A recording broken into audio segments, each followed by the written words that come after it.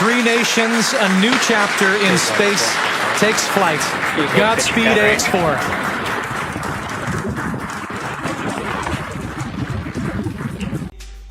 প্ৰিয় দৰ্শক আহক আকৌ নতুন ভিডিঅ'লৈ আপোনালোকৰ মাজত। প্ৰিয় দৰ্শক, এয়া হ'ল এক বিৰল ইতিহাসৰ সাক্ষীৰ হোৱা দিশে ভাৰতবৰ্ষ।